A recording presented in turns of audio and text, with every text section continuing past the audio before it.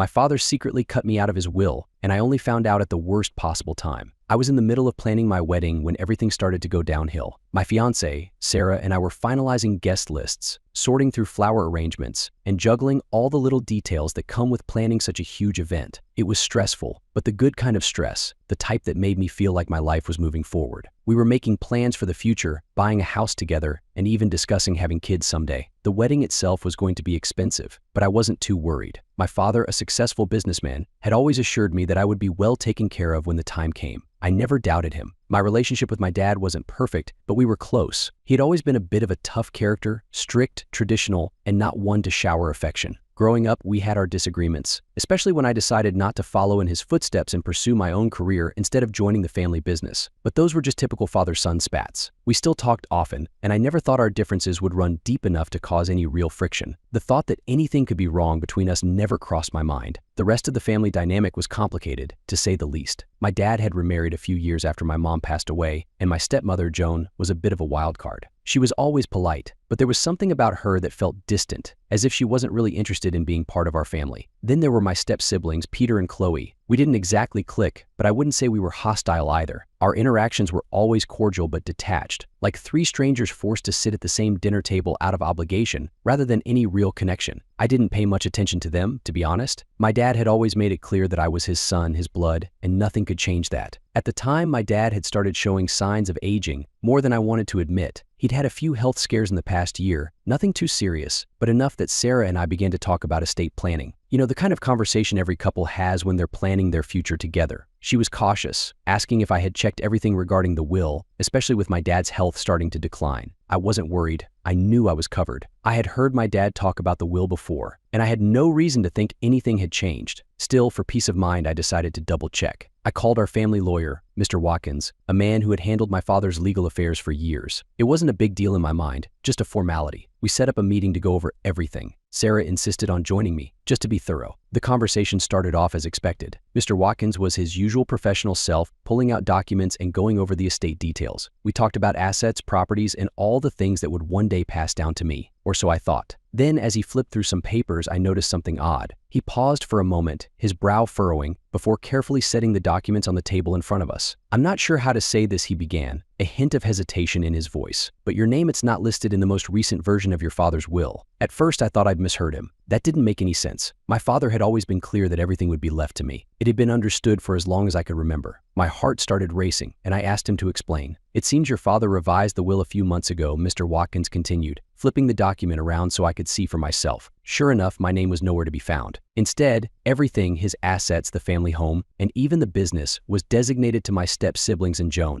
I sat there in stunned silence. I could feel Sarah's eyes on me, but I couldn't look at her. My mind was racing, trying to make sense of it. This had to be some kind of mistake, right? Maybe the lawyer had grabbed the wrong file, or maybe my dad hadn't reviewed this revision properly. But when I asked Mr. Watkins if this was a mistake, he shook his head. "I've double-checked it," he said. "This is the final, legally binding version of the will, and your father signed it himself." I didn't know what to say. It felt like the ground had been pulled out from under me. Why would my father do this? We had never had a falling out that would explain something this drastic. Sure, we had our differences, but nothing serious enough to justify cutting me out of his will completely. I left the lawyer's office with more questions than answers. My thoughts were spinning in 1,000 different directions. Why hadn't my dad told me about this? What could have happened to make him change his mind like this? And why had Joan and my step-siblings suddenly been pushed to the front? None of it added up. I hadn't confronted my dad yet. I wasn't sure if I was ready for that conversation. What if he didn't even know? Or worse, what if he did know and just didn't care? I needed to figure out more before I went to him directly. But one thing was clear. Something was seriously wrong, and I had no idea why this was happening. I could feel the tension building, but I wasn't ready to face it head on. Not yet. All I knew was that this revelation had completely shattered the foundation of what I thought I knew about my family, and I wasn't sure how to move forward. Something was going on behind the scenes, and I was determined to find out what. I couldn't wait any longer. After sitting on the discovery that I'd been cut out of the will, I had to confront Mr. Watkins again. Something just didn't add up. I set up a meeting with him, not wanting to leave any stone unturned. I needed clarity. I walked into his office, still in disbelief over what he had shown me last time. This time I needed him to spell it out in detail. I sat down, and before I could even start asking questions, Mr. Watkins seemed to already know what I was about to ask. The will was revised a few months ago, he said, as if anticipating my thoughts. He pulled out the same stack of documents he'd shown me earlier and handed them over. This is your father's final version. The change was deliberate. It wasn't a mistake. I scanned the papers again, trying to find some loophole, some inconsistency, but there was none. Everything seemed legit. His assets, everything from the family home to the business, had been left to Joan, Peter, and Chloe. I wasn't in it. I felt a rush of confusion, but I stayed silent as he continued. Your father came to me personally, and this is the version he signed. He made the decision to leave the estate to Joan and the others. The finality in his voice hit hard. It wasn't some clerical error. It was real. My father had done this on purpose. Leaving Mr. Watkins' office, I knew what I had to do next. I needed to talk to my dad directly. Maybe there was a reasonable explanation, or maybe he didn't fully understand what he'd signed. He wasn't as sharp as he used to be, and with his health slipping, maybe someone had convinced him to make a decision he wouldn't have made otherwise. I called him, but the conversation felt off from the start. He sounded distracted, not his usual self. Every question I asked about the will was met with vague responses, as if he didn't know or didn't want to talk about it. He kept brushing off the topic, saying things like, "We'll talk later," or "I'm too tired to discuss that now." I pushed for more, but eventually he made an excuse to end the call. It wasn't like him to avoid important conversations, especially something as serious as this, and the fact that he couldn't even give me a straight answer only made me more suspicious. I couldn't shake the feeling that someone else was involved in this. Someone was keeping him from telling me the truth. I decided to drop by the house the next day to try and talk to him face to face. When I got there, Joan answered the door, her expression a little too surprised to see me. She mentioned that my dad wasn't feeling well and that it wasn't the best time for a visit. That in itself wasn't unusual. His health had been up and down lately, but the way she blocked me from even seeing him raised my suspicions. Joan had never been overly warm toward me, but this felt different. It felt like she was deliberately trying to keep me away. I stayed polite, didn't push too hard, but made it clear that I needed to see him soon. She gave a tight smile and said she'd let me know when he was feeling better. I left, but the feeling in my gut told me something wasn't right. Over the next week, I started noticing more strange behavior from the rest of the family. Peter and Chloe usually didn't bother much with family affairs, suddenly seemed more involved. They were showing up at my dad's house more often than usual, and anytime I tried to get information about my dad's health or his decision about the will, they gave me the same vague answers as Joan. I was getting stonewalled, and it was starting to feel deliberate. Something clicked when I overheard a conversation between Peter and one of our family friends at a party a few days later. Peter mentioned offhandedly that my dad had been making some poor decisions lately, but nothing specific. The way he said it, though, didn't sit right with me. It wasn't a simple comment. It felt like a piece of something bigger. I started thinking about my dad's recent behavior. Over the last year or so, he'd been acting differently, more withdrawn, less confident in making decisions. I had chalked it up to aging, but now I wasn't so sure. Maybe there was more to it. Maybe he was under pressure or worse, being manipulated by someone close to him. I reached out to a few extended family members and some of his old business partners, trying to piece together what was really going on. What I heard painted a troubling picture. One of his old business partners told me that my dad had been under a lot of stress recently, more than I realized. Apparently, there had been some tension within the family, particularly around finances. He hinted that Joan and Peter had been pushing him to make changes in the business, changes he wasn't entirely comfortable with. The more I dug, the more uneasy I became. It seemed like Joan and Peter had been influencing my dad for a while now, slowly getting more involved in his personal and business affairs. I started to wonder if they had played a role in the will being revised. It wasn't a stretch to think that they could have coerced him into changing it while he was vulnerable. Just when I thought things couldn't get more complicated, I received a message late one night. It was from an unknown number, but the message was clear. There's more going on than you know. If you want to find the truth, you need to dig deeper. I sat there, staring at the message, my mind racing. Who sent it? And what exactly was I missing? One thing was certain, this wasn't just about a will anymore. Something much bigger was at play, and if I didn't figure it out soon, I'd never get to the bottom of it. The unraveling had only just begun. The message from the unknown number had been nagging at me for days. There's more going on than you know. If you want to find the truth, you need to dig deeper. It played over and over in my head, pushing me to take action. I couldn't let it slide, so I decided it was time to confront the people I suspected were behind all this. Joan, Peter, and Chloe. It wasn't just about the will anymore. Something deeper was at play, and I needed answers. I headed over to my father's house one evening, determined to get some clarity. Joan answered the door, as usual, and I didn't waste time with pleasantries. I asked to speak with her and Peter directly. She looked surprised, but invited me in. Peter joined us in the living room shortly after, looking just as caught off guard. I brought up the will. Calm at first, I asked why it had been changed and why I had been completely cut out. They exchanged glances, trying to downplay the situation. Joan, in her usual calm and collected way, told me that my father had made the decision for his own reasons, and that I should respect his wishes. Peter nodded along, almost too eagerly, as if he had rehearsed this, but I wasn't buying it. I pressed harder, pointing out how strange it was that my father had never mentioned any of this to me and how evasive he had been during our recent conversations. The room grew tense. Joan's calm demeanor started to crack. She insisted that I was overreacting, but there was something in her voice that gave her away. It was like she was trying too hard to sound reasonable. Peter, meanwhile, grew defensive, telling me that I wasn't entitled to anything just because I was my father's son. The comment hit hard, not because of what he said, but because it was clear this had been their plan for a while. The conversation turned heated. Peter made a few passive-aggressive comments about how I had never been involved in the family business and how I had distanced myself from my father over the years. Old family tensions surfaced, things I thought had been buried long ago. Joan even threw in a remark about how my father had always found it difficult to rely on me. It became obvious that this wasn't a new development. They had been planning this for a while, maybe even working together to influence my father when he was most vulnerable. I left that night more convinced than ever that something wasn't right. Their reactions weren't just defensive, they were strategic. They had clearly orchestrated this situation to benefit themselves, but I didn't have any hard evidence yet. That changed a few days later. I started going through some old family documents I had stored away, hoping to find anything that might shed light on the situation. As I sifted through papers, I came across a letter tucked away in an old envelope. It was dated a few months before the will had been revised, and it was from Joan to Peter. The contents of the letter weren't just shocking, they were incriminating. In the letter, Joan outlined plans to secure the estate for her side of the family, suggesting they take advantage of your father's declining health to make sure the assets were transferred. She mentioned conversations about persuading him to change the will and hinted at ways to subtly undermine his confidence in me, using past disagreements as leverage. The tone of the letter was cold, calculated, as if they were talking about a business deal rather than family. I sat back, stunned. It was worse than I had thought. This wasn't just about them taking advantage of a situation. They had actively plotted to manipulate my father and cut me out. This letter was the first piece of real proof that they had been scheming behind my back. Around the same time, my father's health took a sharp turn for the worse. He had always been a strong man, but age and stress had started to catch up to him. I was called to a family meeting at the house. Joan had organized it, and I knew immediately that something was off. When I arrived, the mood was somber. My father sat in his chair, looking frailer than I'd ever seen him. Peter and Chloe hovered around him, taking control of the conversation, while Joan played the role of the concerned wife. It became clear how much influence they had over him now. He barely spoke, and when he did, his words seemed rehearsed, like he wasn't fully in control of what he was saying. It was painful to watch. Every time I tried to speak directly to him, Joan or Peter would jump in, deflecting the conversation, steering it in another direction. I was being shut out. I knew I couldn't fight this on my own anymore. I needed professional help to get to the bottom of what was really going on. I decided to hire a private investigator. If Joan and Peter had gone this far, there was no telling what else they had done. The investigator started digging into the circumstances surrounding the will revision and my father's recent behavior. I needed to know if there was more to this than just the letter I had found. Weeks passed, and then the investigator came back with some preliminary findings. There were irregularities in my father's recent medical records. Several reports had been altered to make it seem like he was mentally sharper than he actually was at the time of the will revision. There were also discrepancies in the dates of certain meetings between my father and the family lawyer, meetings that seemed to have been orchestrated by Joan and Peter, with my father showing up only at their insistence. The investigator couldn't pinpoint who was behind everything just yet, but the trail was leading closer to Joan and Peter. It was clear they had been manipulating the situation for months, if not longer. And now, with my father's health deteriorating even further, I didn't have much time to act. I was getting closer to the truth, but I knew I needed more concrete evidence before confronting them again. I had to tread carefully. This was a family battle, but it was also becoming a legal one, and I couldn't afford to make a wrong move. The investigator promised to keep digging, but the deeper we went, the murkier everything became. And as much as I wanted to confront Joan and Peter with what I had, I wasn't ready yet, not without more proof. But I knew one thing for sure. The people I thought I could trust were at the center of this, and I was only scratching the surface of their deception. After weeks of trying, I finally found a way to get some time alone with my father. His health had been declining rapidly, but I knew that if I didn't speak to him soon, I might never get the chance.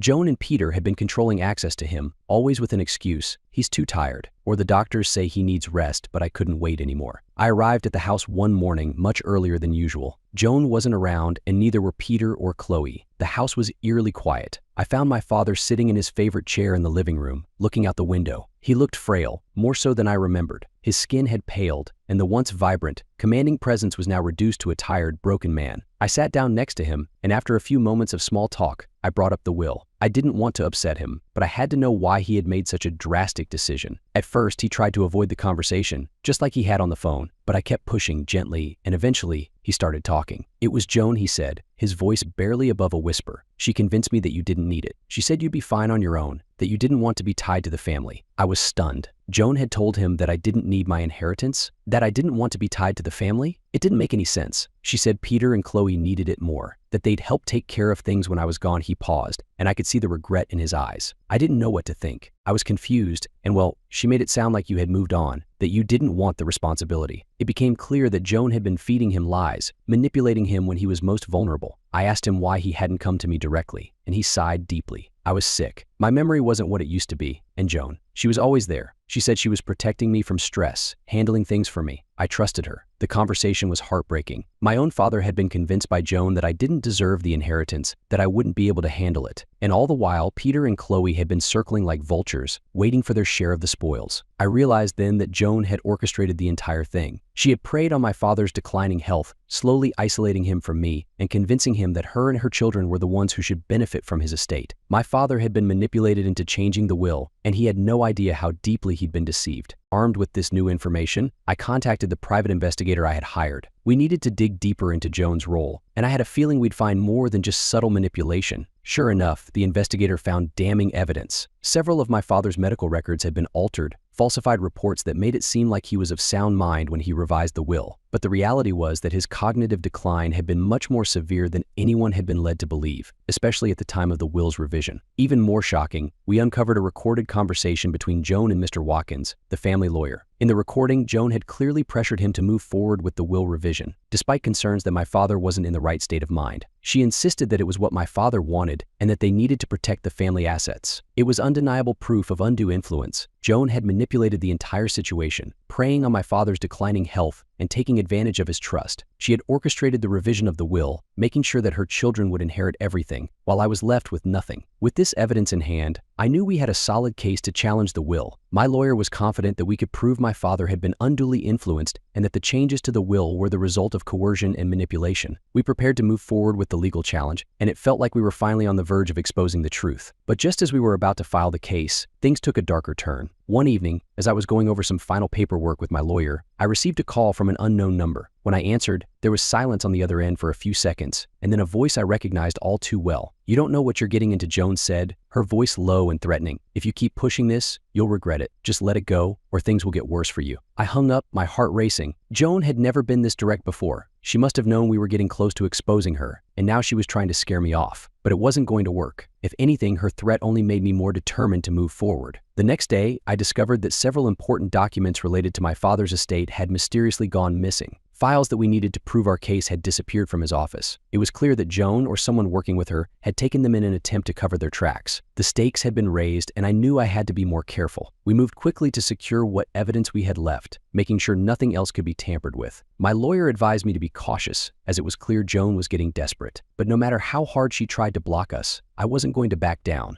The legal battle was just beginning, and with the evidence we had gathered, I felt confident that we could expose the truth. Joan had manipulated my father, lied to him, and altered his medical records to suit her agenda. Now, it was time for her to face the consequences, but I couldn't shake the feeling that there were still more secrets lurking beneath the surface, secrets that could change everything once again. The legal battle began in full force. My lawyer filed the case to contest the will, laying out the evidence of manipulation, the falsified medical records, and the coercion that Joan and her children had exerted over my father. We had everything lined up: witness testimonies, expert opinions, and the damning recorded conversation between Joan and Mr. Watkins. It felt like we had a strong case, but I knew it wouldn't be easy. Joan wasn't going to back down without a fight. Almost immediately, Joan and her lawyer started playing dirty. They framed me as the greedy, ungrateful son who had distanced himself from his father for years and only showed up when there was money involved. They painted a picture of me as someone who was trying to steal the estate from Joan and her children, who had been there for my father during his declining health. It was a complete distortion of the truth, but I could see how they were trying to manipulate the narrative. It wasn't just about the legal facts anymore, it was about perception,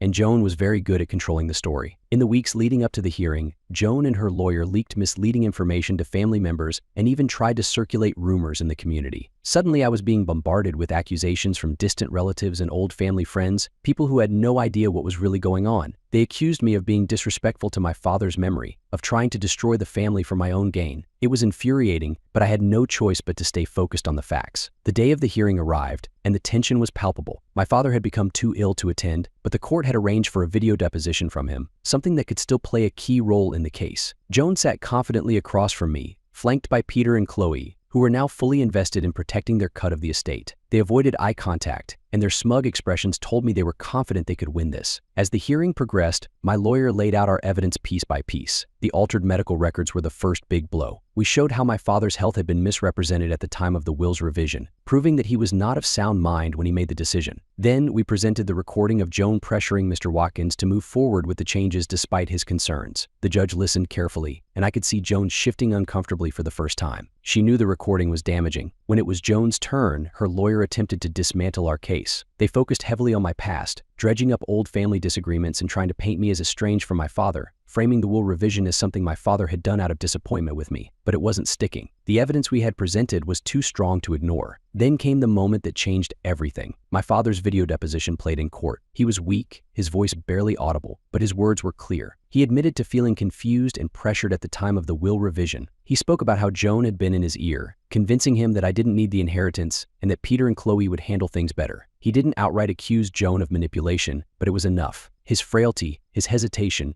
and the regret in his voice said it all. It was a devastating moment for me. Seeing my father like that, broken, unsure, and admitting that he had been influenced, hit me hard. But it also strengthened my resolve. This wasn't just about the money or the estate anymore. It was about righting a wrong that had been done to him, to me, and to our family. As the hearing came to a close, the judge reviewed all the evidence and adjourned for a final decision. The waiting was excruciating, but in the end, the ruling came down in my favor. The will was deemed invalid due to undue influence and coercion, and the estate would revert to its original version, with my rightful share restored. I should have felt victorious, but the win was bittersweet. The legal battle had torn apart what little remained of my family. Joan and Peter left the courtroom in silence, their smug confidence shattered, but they didn't look defeated, they looked angry. I knew this wasn't over for them, at least emotionally. The truth had come out, but the damage had already been done. The family would never be the same again. In the days that followed, my father's condition worsened. He passed away quietly, without much fanfare. There were no grand gestures of reconciliation or redemption. In his final moments, I knew he was at peace, but the weight of what had happened still hung over me. He had been a victim of manipulation, but he had also played a role in letting it happen. I had won the estate, but I had lost so much more in the process. Joan and her children quickly distanced themselves after my father's death. They refused to attend the funeral, and I knew that our paths would likely never cross again. The inheritance that I had fought so hard for suddenly felt hollow. What was the point of all of this if it had cost me my family? The house, the business, the money, it all felt meaningless compared to the emotional toll that the fight had taken. As I stood in the now empty family home, the place where so many memories had been made, I couldn't shake the feeling that this wasn't the end of the story. There had been whispers throughout the legal battle, little hints from some of my father's old business partners, even from distant relatives, that Joan hadn't been acting alone. There were suggestions of deeper schemes involving the family business, hidden accounts, and even more secrets buried within the estate. It was like peeling back layers of an onion. Every time I thought I'd reached the core, there was something else waiting to be uncovered. In the end, I had won the legal battle, but it didn't feel like a victory. The cost had been too high. And as I prepared to move on with my life, I couldn't help but wonder, what else had been hidden from me all these years? The inheritance I had fought for wasn't the prize I thought it would be, and the family I had once known was gone forever. But something told me that the story wasn't over yet. There were still more secrets to uncover, and I wasn't sure if I was ready for what I might find.